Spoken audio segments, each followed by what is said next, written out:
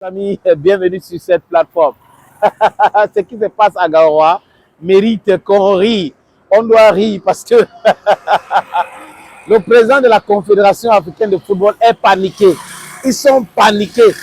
Il arrive d'abord au Cameroun pour les obsèques de Issa Hayatou. Et tout pas les accueillir à l'aéroport en tant que président de la fédération. Donc il vient au Cameroun. Et on a vu le regard de Patrick Motsepe. Il jette son regard à l'air. Infantino était un peu à l'aise avec Samuel Eto'o. On voit la tension qui règne entre les deux hommes. On voit que depuis qu'il a accordé son interview sur France 24, et il voulait la peau de Samuel Eto'o en pensant que les voices qu'on les avait envoyés, des éléments qu'on les avait envoyés, c'était des éléments pour faire tomber Samuel Eto'o. Les gens sont venus même à Douala ici, organiser une réunion dans un hôtel de la place. Et avec beaucoup d'argent, les amis. Et là, quand ils partent au Caire, ils ne s'attendaient pas à cela. Samuel Eto'o donc les demande, je propose que le procès soit public.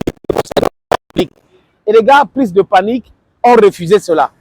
Et là, qu'est-ce qui est sorti de là? On a compris que Patrick Motsepe, les amis, Patrick ou Patrice Motsepe était actionnaire ou est actionnaire dans une société brassicole au Cameroun, à qui il a donné le sponsoring de la CAN qui s'est jouée au Cameroun. Prise de panique. Donc, les amis, Patrick Motsepe enlève sa main sur l'histoire. Et là, le secrétaire général de la Confédération africaine de football, qui avait pris sur lui de torpiller, de faire tomber Samuel Eto'o, plus aussi de panique, boum, les révélations et révélations. Les révélations viennent de tomber. Monsieur Véron a fait ceci, Monsieur Moussango a fait cela, Monsieur Ongba a fait ceci. Voilà la violence. Pour aller en Côte d'Ivoire, il a sanctionné les gens illégalement, il a fait ci, il a fait ça. Ça rend le truc tellement difficile pour ces gens-là aujourd'hui. Il y a une commission d'enquête qui sera ouverte.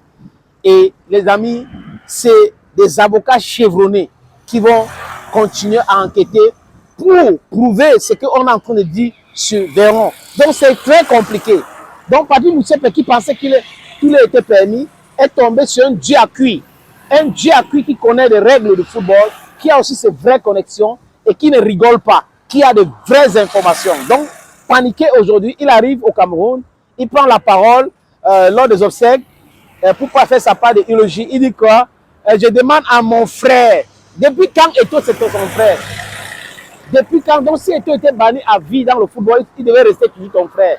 Je demande à mon frère, le président de la Fédération camerounaise de football, Samuel Eto'o fils, de travailler avec le gouvernement camerounais. Je demande à mon frère, Samuel Eto'o fils, de travailler avec le ministre. Non. Il voulait dire qu'il demande à Eto'o de travailler avec moi les combis. Bon, il fallait utiliser le mot diplomatique pour parler du gouvernement. Monsieur Patrice Motsepe, Eto'o n'a aucun problème avec le gouvernement camerounais. Il n'y a aucun membre du gouvernement qui se plaint de la FECAFOOT, sauf monsieur Moïse Kombi, sauf lui. Et la preuve, c'est que les Lions U20 ont pris l'avion, bam, direction Bogota en Colombie, pour la Coupe du Monde qui va se jouer là-bas. On n'a pas eu ce problème de sélectionneur a fait ceci, Team Press a fait ça. On a compris que c'est Ongba qui a géré les billets d'avion. Ce n'est pas Banlock. Donc le ministre est hors sujet sur ce dossier-là. Le ministre est hors sujet. Donc si monsieur Patrick Motsepe, du coup, trouve des talents ou se découvre des talents de médiateur, de l'avocat, de conciliateur au Cameroun, ça veut dire que c'est fort. Ça a déjà cuit, comme l'autre avait chanté. Ça a cuit sur eux. Ça a cuit sur eux. Ces gars-là ne devraient jamais s'attaquer à Samuel Eto'o. Vous savez pourquoi ils s'attaquent à Samuel Eto'o?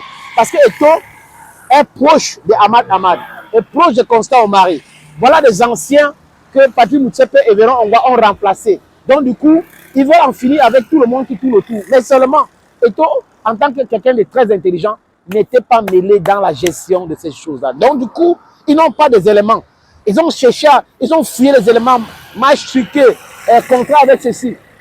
La société de paris sportifs, cette même société sponsorise la CAF. Donc vous voyez qu'ils ont tout fait pour faire tomber Eto'o, ça ne marche pas aujourd'hui. Je demande à mon frère Samuel Eto'o fils de travailler avec le gouvernement camerounais, de travailler avec le ministre. Monsieur Motsepe, est-ce que le gouvernement camerounais vous a dit qu'ils ont un problème avec la FECAFOOT? Parce que celui qui parle au nom du gouvernement, c'est le Premier ministre. Ou le Premier ministre donne l'ordre au porte-parole du gouvernement. Personne de ces gens-là n'a pris la parole pour dire que le gouvernement avait un problème avec la FECAFOOT. Vous mêlez dans la politique maintenant parce que Patrick Motsepe devait nous parler plutôt des textes. Il faut respecter les textes. Il y a un décret de 2014 et il y a la convention de 2015. Il faut juste respecter les textes. C'est tout ce qu'il faut faire. Il faut respecter les textes. Monsieur Motsepe, il faut respecter les textes. Ah oui, oui, oui. You have to respect the text, the rules and regulations. Respect it simply. Monsieur l'avocat, Patrick Motsepe. Les amis, j'ai deux opportunités pour vous. Un de l'autre côté, un de ce côté-là. C'est le terrain titré à vendre. Si vous êtes intéressé, regardez ces vidéos, prenez le numéro là-bas. Tap me. Bye bye. Opportunité en or à Douala. Terrain à vendre. 560 mètres carrés. Vous voulez construire un centre commercial, un hôtel. Vous voulez construire votre propre maison à vous. Vous voulez ouvrir une station de service. C'est à vendre, les amis. Je répète encore, c'est à vendre, ce terrain. Voilà donc l'opportunité que je vous présente là.